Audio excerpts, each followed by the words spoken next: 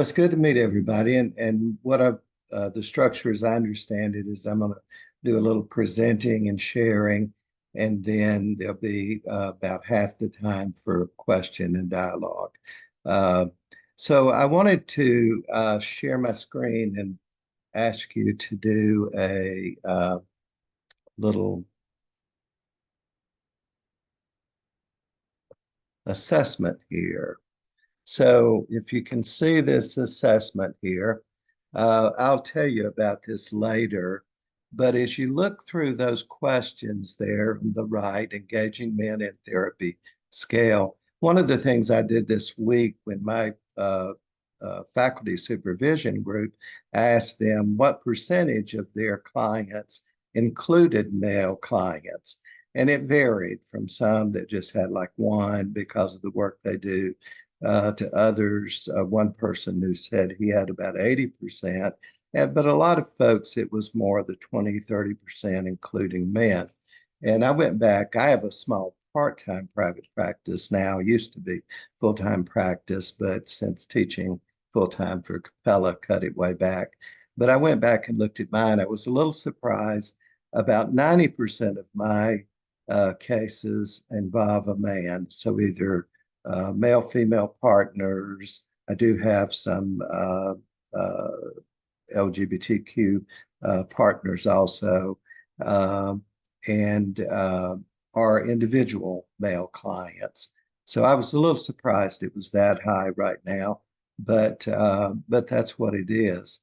So as you look through that and you answer, the way this item is supposed, this assessment is supposed to be done is that you do a 1 through 5 Likert scale, with 5 being strongly agree and 1 being strongly disagree, and then in the middle, through 1 through 5, and then you add all those up, and you can get a kind of an assessment of where you find yourself being as a therapist who works with men. There's a lot of issues about working with men. I remember when my first clinical internship, my first couple that I ever had was a court-ordered couple scheduled, and the guy was a biker gang member, and his wife was a tiny little petite lady who had some scars and things because their bike, they had been run off the road and had some accidents and stuff like that at time. But he was huge. He had to literally duck to come into my office. And they had come in court ordered because of some anger management and domestic violence. And truthfully, I had no clue what the heck to do. My first couple, and here this guy presents and this lady present, and it's like, oh my gosh, what do I do? So I just made something up at the end, and I asked him, so what else can you do this week between now and when you come back with you if you get angry? What else can you do besides get into conflict and do something that's going to hurt her? And he thought about it a minute, and he said, well, there's a tree in the backyard. I can go in the backyard and just attack that tree. And I said, great. So they came back the next week, and he came in, and I said, well, how did your homework go? What happened? He said, I got so mad at one point, I went and ripped the screen door off the back door going out, and the tree was about this big, and I literally destroyed it.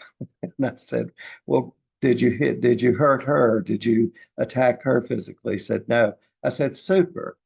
Now, as I look back at that, I'm thankful. I was like, oh my gosh, I wish they had a real therapist who knew what the heck he was doing back then with that. But that was my first encounter with a male client. I don't know what your first encounter already is or what it will be, but sometimes we don't really know what we're doing. I'm going to talk to you about several um, evidence-based articles or books or whatever today, a few of them at least that I picked out. One of them is written by an author, uh, uh, David Allen uh, Verhaagen, I think is his name. And he said he wrote a book on working with men and has written several publications. And he said it started because he was at a workshop, a training, and the question came up, what do you do with non-talkative male clients? And the consensus of the group was, except for him, was just take what you can get. Just take what you can get. And he said, is that the best that we can do? So um, uh, when we do get to talking about interactions, kind of let me know kind of, well, how do you feel? Do you feel confident working with men? What kind of percentage? How would you like? What were some of the goals? What would you like to do later when we get into discussing some of that? So, what is male culture? How does that influence um, the interaction that can happen between psychotherapists, marriage family therapists, and male clients? I think that when we think of the male culture, um, men, when you think of men and how we're socialized in cultures, I grew up in a family with four brothers and no sisters. I was the second of five boys, so no sisters. Um, and I remember, you know, the things sometimes parents say, like big boys don't cry if you've hurt yourself, and the parents come in and just the expectations that can be there, that we're supposed to be tough, that we're stoic, that we're self-reliant. Those kind of things play into the culture. We're socialized. Um, we're very socialized into what we're going to do. So some of the things, one of the articles is called "Once Bitten, Twice Shy: Dissatisfaction with Previous Therapy and Its Implication for Future Help Seeking Among Men." Now, this was a study that was done in Canada with 133 Canadian men to investigate their current depressive symptoms, previous experience of, and belief in the effectiveness of psychotherapy and the likelihood of disclosing distress to their physicians, because there is a correlation between that. Men frequently won't go to the physician, won't go to the doctor, won't bring up, I'll just deal with it, I'll handle it, that sort of thing. In fact, my older brother's 2.5 years older than me, died about 5 years ago, and he was very unhealthy, very unhealthy. He was way obese, shorter than me, weighed probably close to 300 pounds, lived in New Orleans, loved Cajun food, never exercised, and had a lot of health issues, but would not go to the doctor. He and I had a number of conversations about that. And I'm still mad at him, even though he's dead, because he ended up having an infection, being hospitalized in his early 70s, and he died a few weeks later. And they had never treated him for diabetes, but he has one daughter, my niece Kathy, and Kathy had a friend who was a nurse who said, "Have they tested him for being diabetic?" And she said, "No." Well, why don't you talk to the doctor about that? When they tested him, his blood sugar was over 700. And so clearly he was untreated diabetic, which contributed to him not being able to recover, which ended up, I was in Fort Lauderdale when I got the call from Kathy that I knew he had been in the hospital. It was November. We were going to go over the next week, Thanksgiving, go to Louisiana, and I was going to visit him, see him in the hospital. I had been talking to him some on the phone until they had to put him on a respirator. And Kathy called me. I was in Fort Lauderdale, I remember, where we were driving around with family. And she said, we're going to pull the plug on Dad tomorrow. So I never got to go over and see him. And just, just that idea with men of not going to the doctors and not getting the help that's needed. Um, this particular article, the once bitten, twice shy dissatisfaction, um, talks about some of those narratives that men have about getting treatment, particularly mental health. That it's the antithesis of masculinity to go to a therapist. And I've had men like that have come in. And if you work with men, you might have had that too. Um, there are men who will seek help, but we know that men are more likely to not attend or attend just a few sessions or be forced to attend by a spouse or family member or a court order, like the guy that I mentioned to you, my first male client. And there's a very high potential that men are going to have a unsatisfactory experience and report uh, that there was discomfort. They felt there was hostility. They felt there was a negative attitude towards them, and they went in with feelings of ambivalence, mistrust, uh, doubt. They they didn't. There were difficulty engaging. They felt is what they reported, and so this article talks about these issues, and it's based on some work that was done in Australia called uh, About Men that I'm going to go tell you about in a little bit later. Um, but rather than blaming and distancing men for this process, these deficits, the discomforts, and so on. The clinical literature that is out there advocates us being very purposeful in clarifying therapy process at the outset with men, being straightforward, talking with them about the therapy process, what it's going to be like for them, trying to get information from them. How long will it take? Temper their expectations, engage with them, empower them as an equal partner in the treatment process. Uh, so it's a lot of focusing on uh, what we refer to as collaborative language. So hopefully a lot of collaborative language, building a collaborative relationship. This particular study did find that there was some outcomes that they were able to improve some of the work that therapists went in with, and therefore the outcome with these 133 Canadian men. Uh, Once bitten, twice shy, dissatisfaction with previous therapy, and its implication for future help seeking among men. So that's one of them that I wanted to mention to you, one of the resources.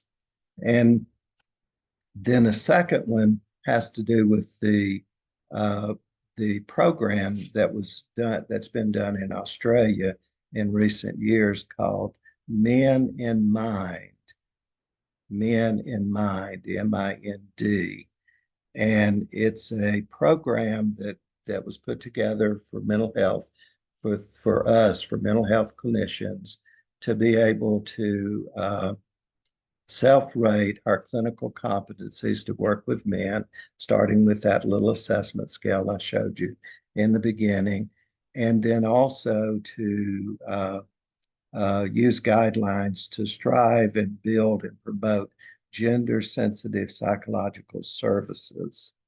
And so to be evidence informed in the psychology of men and masculinities is a big part of the Men in Mind program. I want to share my screen and show you just a little bit of a video there. Let's get it pulled up so it'll show up when I get there. Okay, go back. Okay. Oops. Okay, share my screen. Oh, yeah, that's it. This is about a 2-minute video.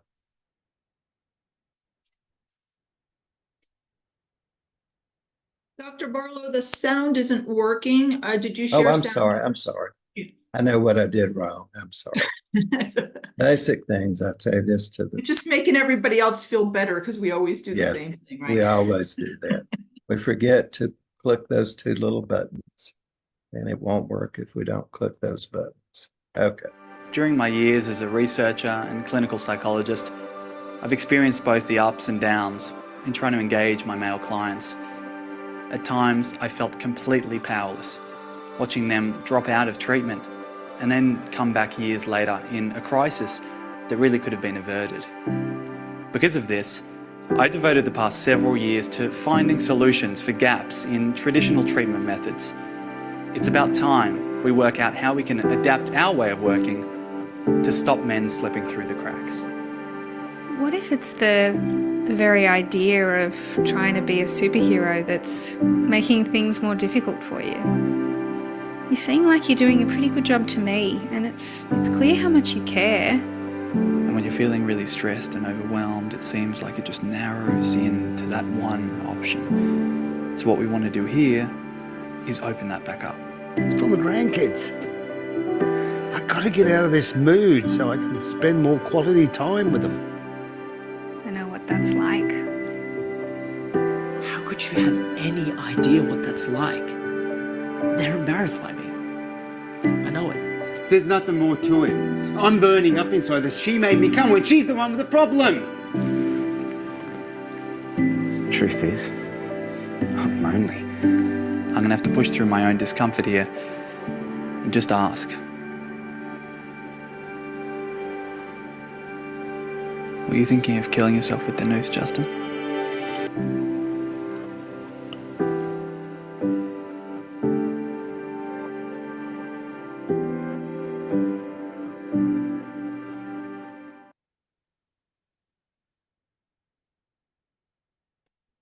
So this is a introduction to this program called Men in Mind. I actually, when I came across this preparing for today, I went ahead and clicked on for them to contact me to sign up to take it myself. It has 5 modules for the training.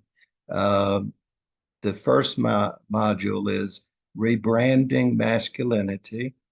Second is your gender, your practice, your rules. The third one is the hook, engagement and motivation. The fourth one is the depressed man. And the fifth one is the suicidal man, saving those 1,000 lives. I don't know how that sounds to you, but I hope it's something, if you're interested in improving your skills there, that you will look up and investigate some. So the way this program is set up, as I say, it has the 5 modules, and you'll do the module, and it will have multiple videos, just like you just saw, that will help you understand those different areas. And there was this article here, a randomized waitlist controlled trial of Men in Mind, enhancing mental health practitioners' self-rated clinical competencies to work with men. So this particular research was done just about a year ago. And what they did is they looked at, is there some good outcome that can come from this? And this group that's doing it, Zach Seidler, Michael Wilson, and a whole bunch of people, they have written a number of articles in this area, and they're beginning to research this program and to look at the effectiveness of it. So that's one of the videos or the articles rather, that I wanted to show you, talk about today. So the third and last one that I'm going to go over before we stop and get some questions is pragmatic applications for theoretical engagement with marginalized men and intersectional exploration of two emerging adult African American male clients. So this is research with an N of only two, but it's a very detailed research about the difficulties, particularly in working with marginalized men. And I really found this to be a very well written article. They talked about some of the factors that hinder many African American men from pursuing or engaging in therapeutic services, including rigid conformity to masculine norms, low SES, lack of access and cultural barriers, including a dearth of African American providers, cultural mistrust of the health system fueled by racism and inequality. And this particular, they also brought up a term that in all honesty, I'd never heard of. And I'm going to see how many of you were, called cool pose, P-O-S-E. Raise your hand. How many of you have heard of that? Just a few of you. Okay, well, good. I don't feel so bad that I've never heard of that. So let me explain what that is. Cool pose can be understood as the elevated manifestation of various masculine norms. For example, toughness and emotional control in response to ongoing external threats, including oppressive white power structures, systemic racism, and other neighborhood hazards. We know that the suicide rate for men versus women is about 5 times higher for men to actually kill ourselves. And we know that within this research here talks about that many men of color are suffering and not reaching out even when suicidal, and therefore the rate of loss of life is even higher because of that. This particular study talks about, here's 2 case studies of to deal with. One of them was solution-focused based therapy was being used. So I'm glad they used a systemic model there. And they found these things for how can we improve ourselves and be better prepared.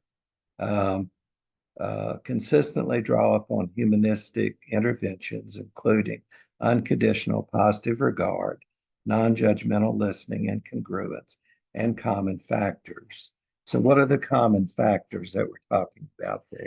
If you remember the common factors research, be authentic, be respectful, be empathetic, spontaneous, self-aware, open, confident, warm, and interested. And I'm going to tell you about a couple of my experiences.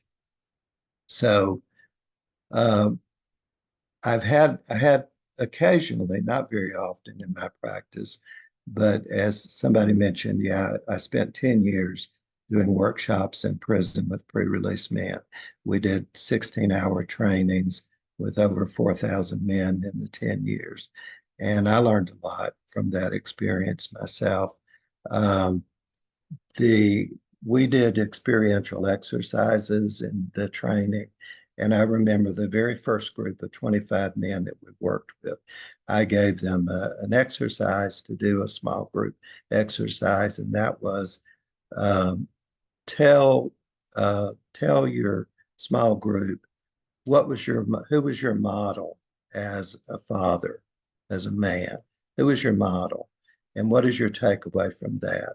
And one of the big guys sitting on the front row, huge muscular guy in this prison setting, raised his hand, and I went over and I said, yeah. He said, I don't know how to answer that. I don't know how to talk about that, because when I was 2 weeks old, my parents tried to give me away, and when they couldn't give me away, they set me on fire. And I was like stunned. How do you deal with that?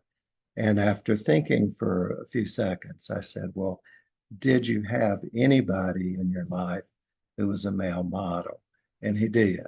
And I said, we'll talk about that person. Later, when I interacted with him over the course of the training individually, I found out his dad, his birth father, ended up in one of the same prisons that he had been incarcerated in. And he had actually established an adult relationship with his dad. So that's one of the things that stands out about work with dad. Another one, real quickly, because I know I'm running out of time here. Occasionally, women will come into therapy. I want to do couples counseling. My husband won't come, my partner won't come, whatever. And I'll say, well, go talk to them. We'll discuss ideas. And then occasionally I've said, if you like, I don't mind calling and introducing myself and inviting them to come. And I did that with one particular guy years ago. He had met somebody on Match.com. They lived about 200 miles apart. And in fact, he lives about 200 miles from where I am, Tallahassee, Florida.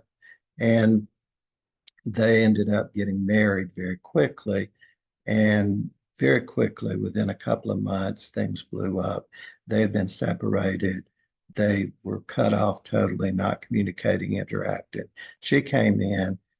She couldn't reach out to him because he didn't take any messages or phone calls or anything. And I called him and said, hey, my name's Larry Barlow. Your wife, came in to see me. She's very interested in trying to do some reconciling and pursue some couples counseling. And he said to me, how unprofessional. And he just ran it and raved at me. I can't believe you're doing that. Oh my gosh, da da da da da da da. And I said, well, I just would like to meet with you one time and just get your input, find out what you know and what you can share with me. Even if you don't come, it may be helpful to me to work with your wife. And they did end up divorcing, but they did come into couples therapy. He became one of the most enthusiastic male clients I've ever worked with, to the point that after many, many months of therapy, when he would come to Tallahassee for some reason to go to a sports event at Florida State University, he would call and say, hey, I want to come in this week, blah, blah, blah, can we meet? And stuff, and keep in contact with me, sending, information, messages or stuff like that. So I remember two of the people that I really admire the most. Somebody that graduated at Florida State like I did, Ken Hardy. If you don't know Ken Hardy and you don't look at his writings and social justice work, you need to do that. Ken Hardy, somebody that I admire greatly. I didn't know Ken. We didn't go to Florida State in the marriage family program at the same time, but I've gotten to know him quite well, and he's come to Florida and done many programs for us. And Carl Whitaker. And one of the things I picked up from them was ask one more question. When you're sitting there and you think, okay, my client, he's told me everything. I've asked a lot of questions.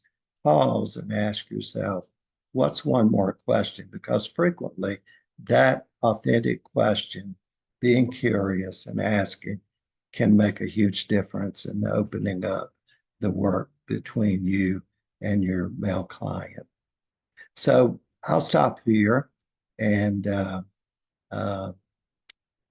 we'll do some interacting. So I'm not sure how you guys do that, what your structure is, but I'll let the person in charge tell me how we're going to do that.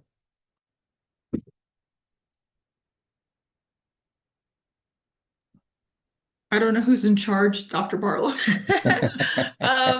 So I saw someone talking about like they want the articles that you were mentioning.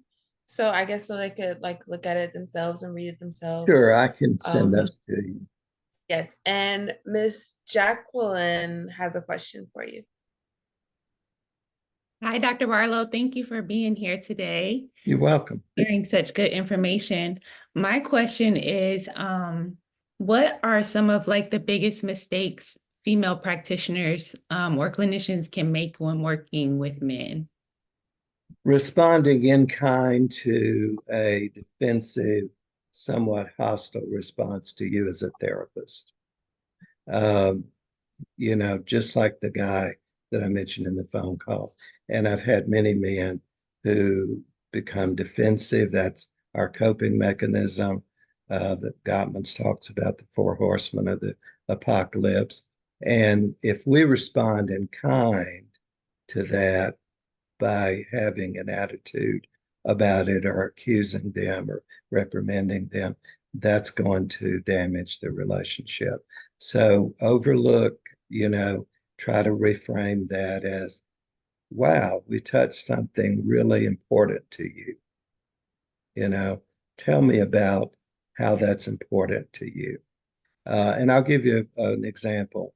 My earlier couple I saw today, young couple about 30 years old, and they're going to a wedding in 2 weeks with longtime friends of his who's getting married. And he said something to her today, to his partner. They're not married, but they've been together 7 or 8 years. He said, uh, "Don't disrespect me and embarrass me by taking a jab at me or something, even if it's in jest." And of course, she reacted. I saw the visually her reaction to that, and it was like many men, it was not the best way of communicating it. And I reframed that into, wow, so somehow that embarrasses you in front of your friends, and that's important to you about how they see your relationship with each other. And so we explored it, we reframed it, explored it a little differently there. Thank you. Yeah, it looks like Michelle has a question.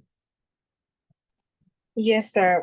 Thank you so much for coming in to speak to us on this topic. I think it's really important. Um, just because some of us have started working with clients, I'm wondering how us as new clinicians should approach men in a way that is respectful of the pressures of society. Because like, as you said before, most men come to therapy not really wanting to admit they need help or support, Right. or being able to speak to those emotions. So in the face of stoicism, so to Right, speak, right, how do right. we get them to like open up so they can talk to get something Yeah, out? I always ask clients, well, tell me about y'all being here today. And so if I get the information that, well, I'm here because she made me come, then the first thing I'm going to do is thank the person, and to also turn to the other partner and say, wow, so he did this for you, and use a little EFT validation there that he must, by his behavior, showing that he's caring for you, that he came today in spite of this would not have been his choice. So taking what we get and trying to frame it in some sort of constructive way, but then also coming from that point of not knowing and curiosity.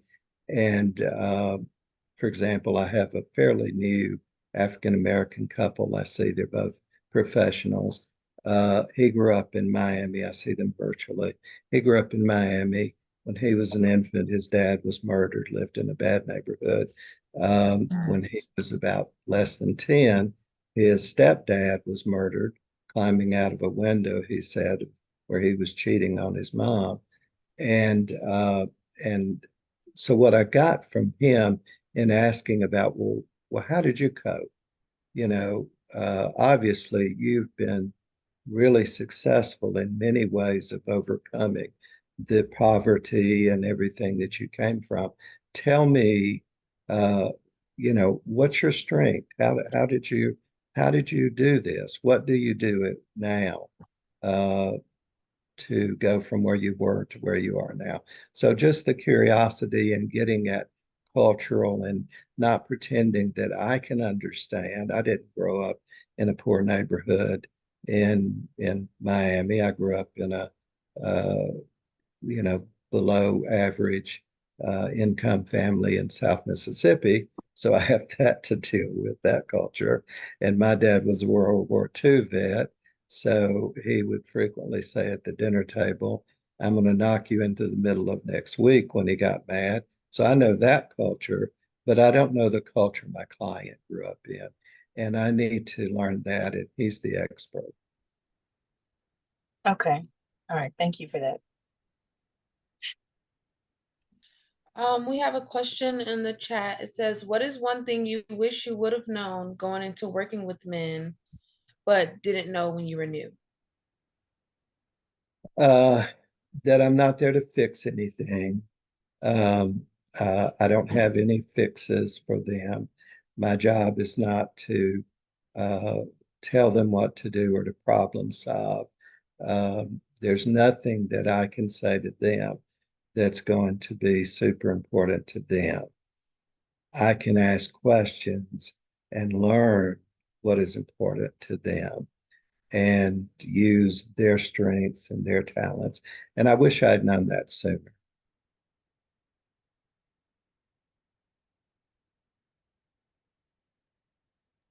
I just want to pop in to reiterate something that you said, Dr. Barlow, that I've found that's really important when I'm working.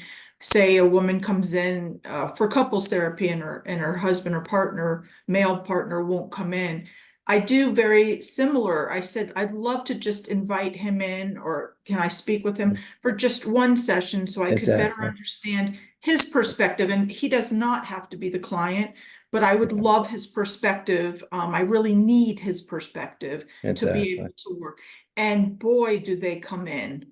Yeah. Yeah. When you show them the respect and that you really do want their perspective. Mhm. I found same thing where I had a man who became one of my most active clients because of and he had very, very bad history with therapists before who Right. pathologized him. And so he did not want to come in at all because he didn't trust therapists.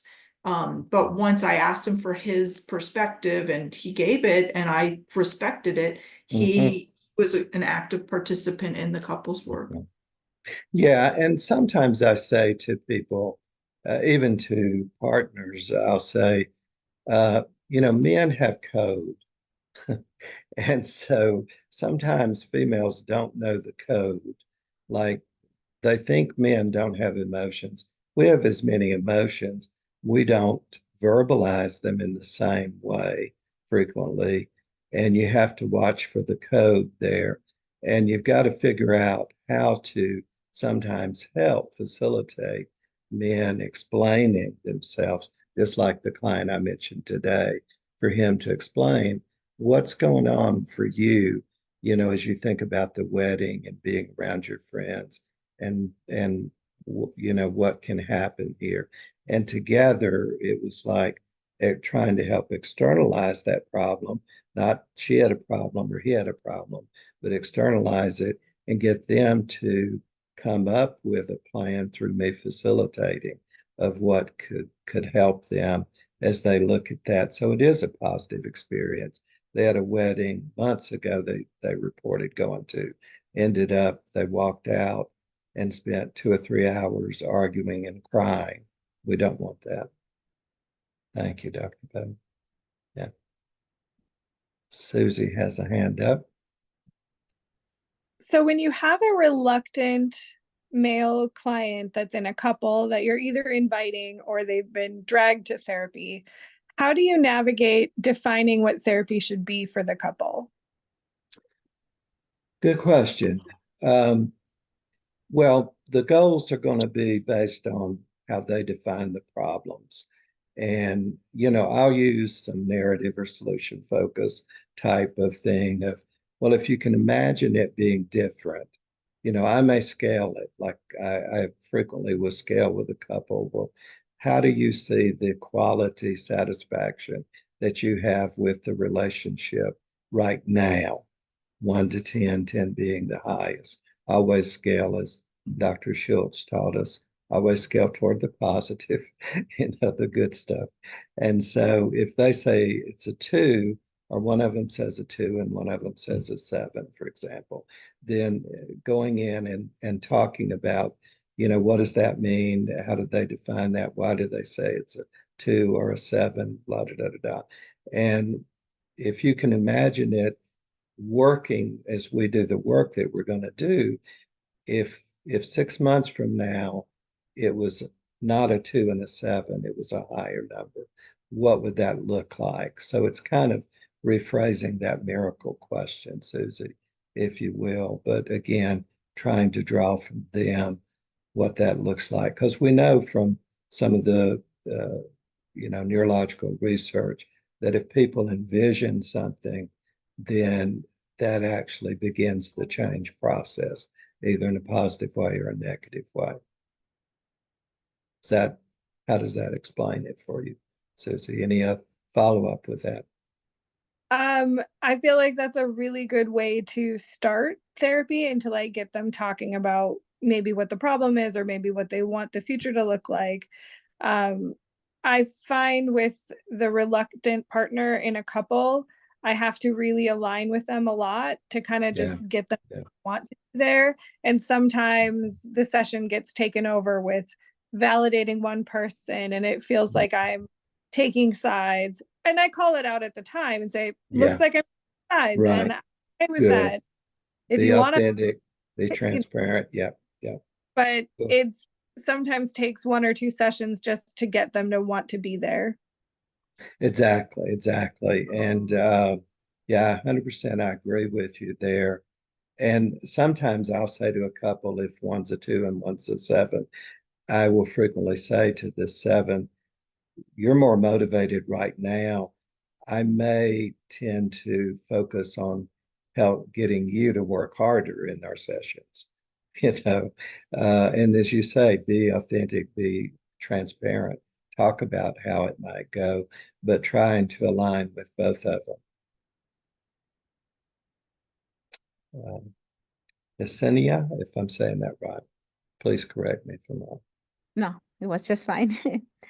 I have a question. How can we instill, I have a family that I'm working with them, and that uh, doesn't want, oh, he doesn't know how to start the way of parenting because the way that he was raised is how it's supposed to be now. Good question. And we should follow because it's the way that works and it's not working.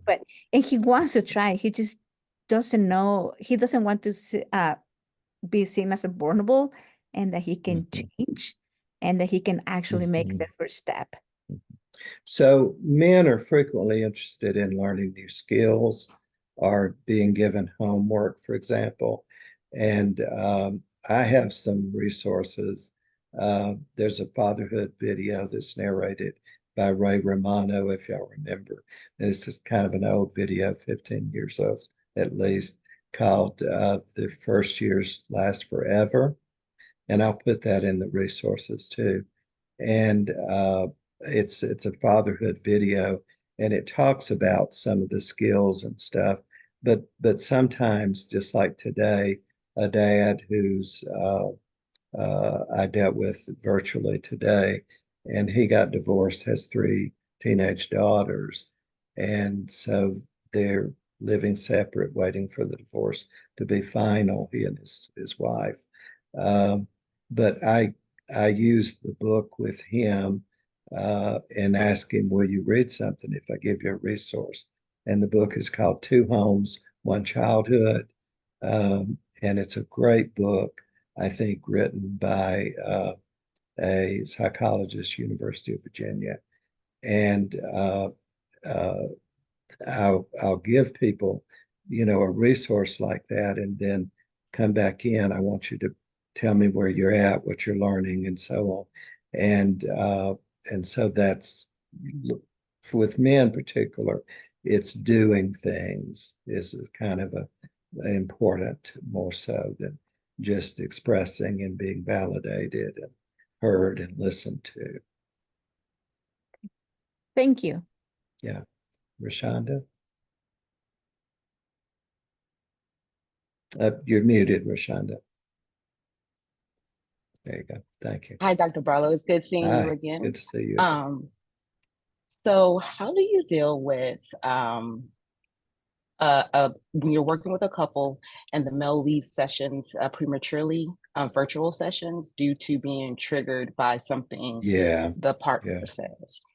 Yeah, one of my faculty interns had that happen with a couple that she was showing the video on. And so again, not approaching from they've done something bad and they should be called out or whatever, but by saying maybe calling that person and saying, hey, I really value you being involved in the session, and I noticed today that this happened, and I might do an individual session with that person, but trying to value it and what triggered you, and find out, well, what maybe was in your background that might have caused that to be triggered, either in the partnership relationship or maybe even before the partnership. But what can we do that's going to help if you do have something come up, for you to be able to bring it to my attention in the session rather than just go dark and disappear. Yeah, so this did happen to me, and he then became non-responsive. So I would call, I would email, and so needless to say, the couples therapy ended, but then she wanted to continue to see me individually. But yeah, I was just wondering, how do you, because you can't, it's easier to, I guess, have that conversation when they're physically in the same room, but virtually it's so easy for them to just leave, and then it's like dependent on them. So you're right. I mean, that's one of the disadvantages of telehealth, I think. I mean, I've had clients who got upset and walk out of a session, men and women and teenagers and so on. But it's much less likely, it seems, than it is for people to just go off screen or totally disengage and turn it off, like you're saying. I don't know what you could have done differently there. I'm sure you encouraged her, to process it and for her to try to deal with him, but that still didn't have any good outcome for you. I think it's interesting. It's telehealth, Rashonda, because sometimes in session, I can see if somebody's beginning to flood and the possibility for them. And when I start to see that potential flooding, I soften and turn to the person and validate, whatever. So try to stop whatever he might have triggered on. I don't know if there was something that said, and sometimes you don't even know. It's like a word they might say, and you're like, wait, what happened? Exactly. Yeah. There's a question. That's a good point. Yeah, that's a good point, Dr. Bateman, because in that situation, it was only our first official session. Oh my goodness. The previous one was the intake. So I was actually trying to, I did see a little like frustration, but I wanted to see how they worked it out, or, try to see their interaction. But then it just went from like 20 to 100, and he just got up and left. And I was like, wait, hold on. Right. There's a question in the chat. I'll just read it. It's from Michelle. I'm wondering, with men who are more emotionally devoid, so to speak, how we as therapists can help them access their emotions in session. I'm wondering, with a male RN who is very devoid of emotion or empathy for members in the family, I'm wondering if EFT could work in trying to find effective ways to hold space for him to vocalize his feelings in session, but he never takes the bait. Should I change up my approach? Any thoughts? Yeah, that's a tough one. That's a good question. EFT has some great techniques for helping to identify primary and secondary emotions and to reframe things.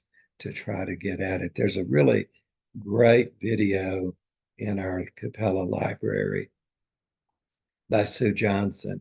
If you just go in and put in Sue Johnson, when you get to the Alexander Street videos, Sue Johnson, couples in crisis work, it pulls up, and it's part of her doing a presentation.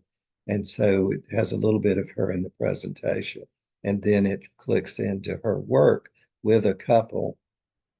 And Sue Johnson demonstrates wonderfully how she engages and works with them, doesn't let it get out of control, and really identifies with the man that when he gets triggered as a military veteran, he was a helicopter pilot. It's land the damn helicopter. That's singularly what happens in his mind. And he's kind of like Sully, who landed the jet in the river in New York, the Hudson River there. It's don't listen to anything else, just land the plane safely.